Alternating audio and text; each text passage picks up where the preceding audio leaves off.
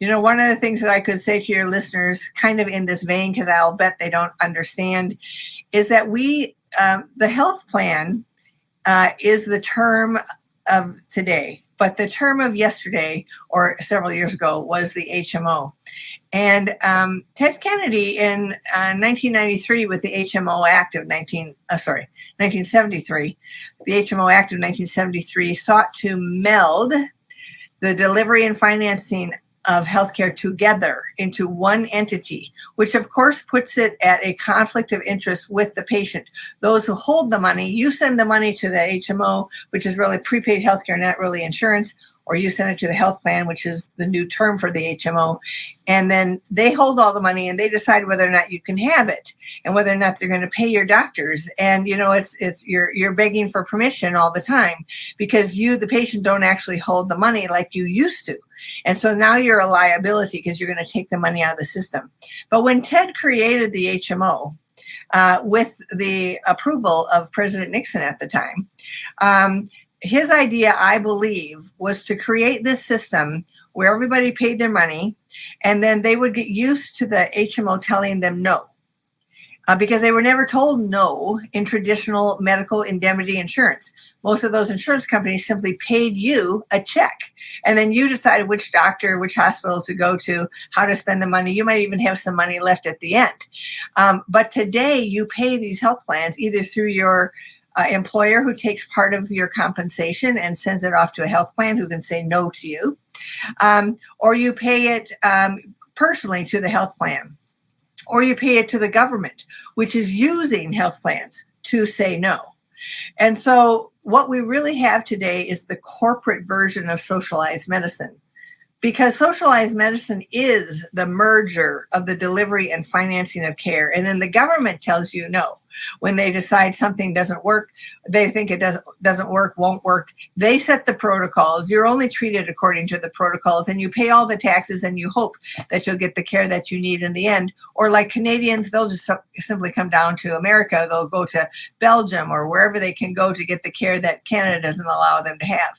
So that's what the health plan that everybody has today, the one that the Affordable Care Act says we all must have, the law says a qualified health plan. Everybody must have a qualified health plan unless they're in health sharing or they're uninsured because it doesn't work for their the income requirement.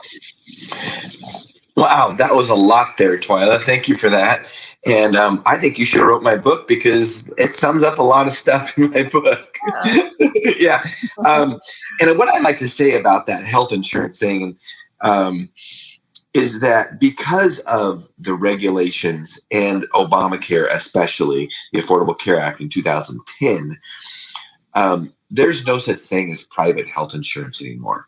Right. It's really government mandated. It's all government controlled. So if you have traditional health insurance outside of, a health sharing ministry is totally different. You talked about that. We talk about them all the time. I love them. I recommend them all the time. If you have a traditional health insurance plan, it is government insurance, period. The government tells what can be covered, at what price.